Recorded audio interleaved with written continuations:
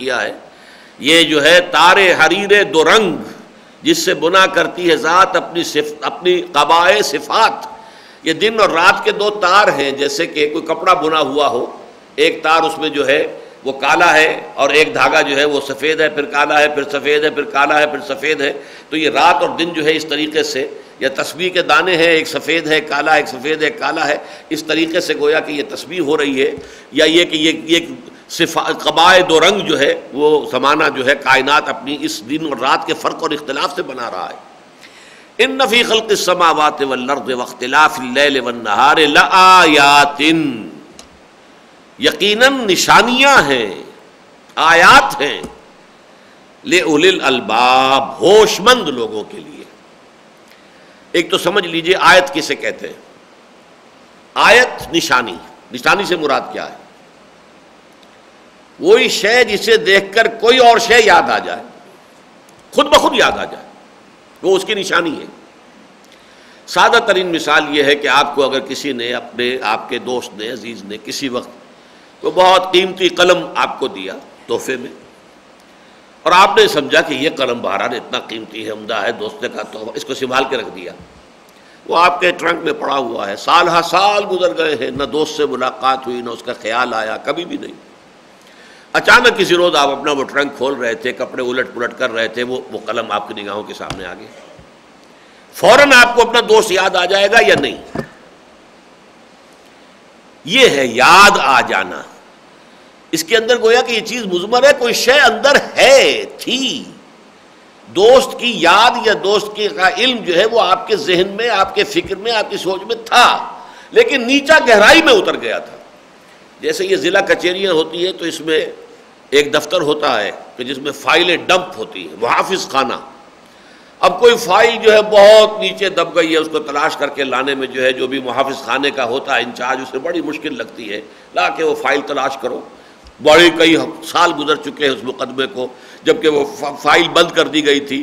اب اچانک کوئی چیز آ گئی ہے، ایک قتل کا مقدمہ تھا، ساری تفتیش ہو گئی تھی، کہیں قاتل کا پتہ نہیں چلا، اب اچانک کوئی کلو ملا ہے، نکالو بھائی وہ فائل. اب وہ فائل تلاش ہو رہی، وہ فائل تو ہے، اس انبار کے اندر ہے، صرف اس سے تلاش کرنا ہے. اسی طرح کوئی چیز آپ کے ذہن میں ہے، آپ کے دل میں ہے، آپ کے قلب میں ہے، آپ کی یادداشت کے اندر ہے، لیکن ہے کہیں گہرائی کے اندر. اسے اوپر لانے کے لیے نشانی ہوتی ہے کہ نشانی کو دیکھتے ہی، کسی دلیل کے تحت نہیں. اس قلم کو دیکھ کر آپ کو اپنا دوست یاد آیا، کسی دلیل سے نہیں یاد آیا، کوئی اس کے لیے مینٹل پروسیس نہیں تھا، کوئی آپ کا ارادہ نہیں تھا، کوئی آپ نے اس کو قدم بقدم منطقی جو ہے سفر طے کر کے یاد نہیں کیا ہے. اس میں کوئی تکلف نہیں ہے آپ کا، اس میں آپ کی کسی ایفرٹ کو دخل نہیں، خود بخود یاد آ جانا. یہ ہے تذکر جسے قرآن کہتا ہے، اور آیات کہتے ہیں نشانیوں. یہ جو پہلی آیت ہے اس جگہ پر، اب میں ذرا آپ کو حوالہ دینا چاہتا ہوں، اور یہ ان دو صورتوں کے باہمی ربط و تعلق پر بہت خوبصورت ایک اور بہت سی چیزیں آ چکی ہیں، کتنے مضامین مشترک ہیں سورہ بقرہ کے، سورہ آل عمران کے، جنہیں کہ حضور نے ایک نام دیا ہے الزہراوین، دو انتہائی تابناک صورتیں. اس کے اندر جو ہے یہ صورتیں جو جوڑے کی شکل میں ہیں. تو سورہ بقرہ کا بھی جو 20واں رکوع ہے اس کی پہلی آیت کیا ہے ذرا یاد کیجئے. دیکھیے عجیب بات ہے، سورہ آل عمران کی 20ویں رکوع کی پہلی آیت ابھی ہم نے پڑھی، ان فی خلق السماوات والارض واختلاف اللیل والنہار لآیات لأولی الالباب. یہ کیا آیت ہے؟ سورہ بقرہ کے 20ویں رکوع کی پہلی آیت، ان فی خلق السماوات والارض واختلاف اللیل والنہار والفلک التی تجری فی البحر بما ینفع الناس وما انزل اللہ من السماء من ماء فاحیا به الارض بعد موتها وبث فیہا من کل دابۃ وتصریف الریاح والسحاب المسخر بین السماء والارض لآیات لقوم یعقلون. وہی آیت ہے زیادہ مفصل. یقیناً دن اور رات، یقیناً آسمان اور زمین کی تخلیق میں اور دن اور رات کے الٹ پھیر میں یا فرق و تفاوت میں، اور اس کشتی یا جہاز میں کہ جو سمندر میں یا دریا میں چلتا ہے، ایسا سامان لے کر جس سے لوگوں کو فائدہ پہنچتا ہے، کہیں کا سامان کہیں پہنچ رہا ہے، اور اس میں کہ جو اللہ نے آسمان سے پانی اتارا اور پھر اس کے ذریعے سے زمین کو اس کے مردہ ہو جانے کے بعد اثر نو زندہ کر دیا، اور پھر اس میں کہ اس میں اللہ تعالیٰ نے ہر طرح کے چوپائے جو ہیں پھیلا دیے، اور پھر ہواؤں کے چلنے میں تصریف الریاح، کبھی وہ مشرق سے مغرب کو چل رہی ہیں، کبھی مغرب سے مشرق کو چل رہی ہیں، والسحاب المسخر بین السماء والارض، اور ان بادلوں میں کہ جو آسمان اور زمین کے درمیان معلق ہیں، مسخر ہیں، لآیات یقیناً نشانیاں ہیں، لقوم یعقلون ان لوگوں کے لیے کہ جو عقل سے کام لیں۔ اب یہاں بات ایک اور واضح ہو جائے، القرآن یفسر بعضہ بعضا، یہاں فرمایا لقوم یعقلون، وہاں فرمایا لأولی الالباب، اس کا مطلب ہے یہ دونوں ہم معنی ہیں۔ لقوم یعقلون یہ تو لفظ عقل جو ہے یہ تو ہر شخص جو ہے سمجھتا ہے اچھی طرح سے، عقل سے کام لینے والے لوگ۔ اور وہاں لب کسے کہتے ہیں؟ لب عربی زبان میں کہتے ہیں کسی شے کا مغز، اس کا اصل جوہر، اصل ایسنس لب۔ آپ کسی شے میں سے کشید کر لیتے ہیں، یہ عرق گلاب آپ نے کشید کر لیا تو گلاب کا ایسنس اس کے اندر آ گیا ہے، فلاں شے کا عرق جو ہے آپ نے کشید کر لیا ہے، یہ لب ہے۔ لب کی جمع الباب۔ انسان کی لب کیا ہے؟ انسان در حقیقت حیوان عاقل ہے، لہذا اس کی جو اصل لب ہے، لب لباب جسے ہم کہتے ہیں، کوئی بحث ہوئی ہے بڑی لمبی بحث، بھائی اس کا لب لباب یہ ہے، اس کا خلاصہ یہ ہے، اس کا حاصل یہ ہے۔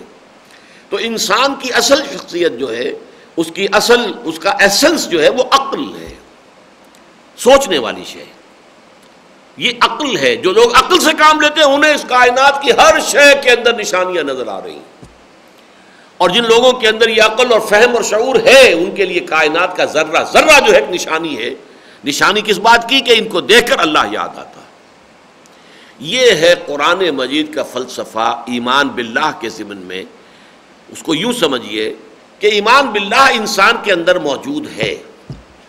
دیکھیے انسان میں عقلیں بھی دو ہیں، اذرو قرآن، اور اس کو میں نے بہت واضح کیا ہے، آپ لوگوں نے جو بھی مسلسل میرے درس میں شرکت کرتے ہیں تو یہ بات واضح ہوگی کہ میرے نزدیک انسان جو ہے ایک مرکب وجود کا حامل ہے، ایک حیوانی وجود ہے، ایک روحانی وجود ہے۔ تو ایک حیوانی عقل ہے جس کا تعلق اس دماغ کے ساتھ ہے، یہ جو کمپیوٹر ہے جو ہمارے دماغ کے اندر رکھا ہوا ہے، ہماری کھوپڑی کے اندر، یہ ہے حیوانی عقل۔ کتے کے اندر بھی دماغ تو ہے، بلی کے اندر بھی دماغ تو ہے، چھوٹے سے چھوٹے جو ہے حیوان جو ہے یا جو لیونگ آرگنزم ہے اس کا کوئی نہ کوئی نروس سسٹم ہے، سینٹرل نروس سسٹم موجود ہے۔ تو یہ ہے حیوانی، اور ایک ہے عقل روحانی جس کا تعلق قلب سے ہے۔ لہم قلوب لا یعقلون بہا، کچھ لوگوں کا کیا حالت کو بیان کیا کہ ان کے دل تو ہیں لیکن ان دلوں سے وہ کام نہیں لیتے، تفقہ اور فہم حاصل نہیں کرتے۔ تو گویا کہ عقل حیوانی کا تعلق اس دماغ سے ہے، عقل روحانی کا تعلق اس قلب سے ہے۔ اب یوں سمجھیے ایک انسان کی روح اگر وہ پرورٹ نہیں ہوئی، مس نہیں ہوئی، اس روح کے اندر اللہ کی معرفت بھی موجود ہے، اللہ کی محبت بھی موجود ہے۔ کیوں؟ یہ روح آئی کہاں سے ہے؟ یسألونک عن الروح قل الروح من امر ربی، اے نبی یہ آپ سے روح کے بارے میں دریافت کر رہے ہیں، کہہ دیجئے روح میرے رب کا امر ہے۔ کہاں سے آئی ہے یہ؟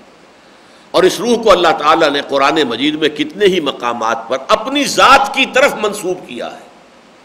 فَإِذَا سَوَّيْتُهُ وَنَفَخْتُ فِيهِ مِن رُوحِي فَقَعُوا لَهُ سَاجِدِينَ، یہ آیت تو ایسی ہے روحی، بعض جگہ پر تو پھر بھی کچھ گنجائش ہے کچھ کہنے کی، مثلا سورہ سجدہ کے اندر کہ پھر اللہ تعالیٰ نے پھر اس کو بنایا سنوارا، وَنَفَخَ فِيهِ مِن رُوحِهِ، روح ہی میں کہہ سکتے صاحب، اس کی روح، انسان کی روح پھونک دی اللہ نے انسان کے اندر۔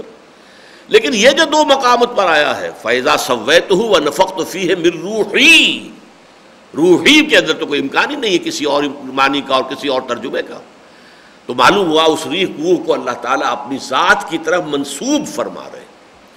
ان اعتبارات سے دیکھیے تو معلوم ہوگا کہ در حقیقت یہ جو روح انسانی ہے یہ ذات باری تعالیٰ سے اس کا ایک بڑا گہرا تعلق ہے۔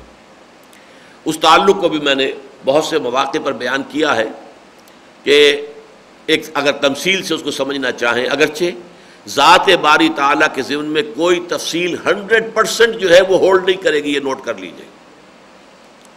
ذات باری تعالیٰ کے ساتھ روح انسانی کا جو ربط اور تعلق ہے، اس کے لیے بہترین مثال ہے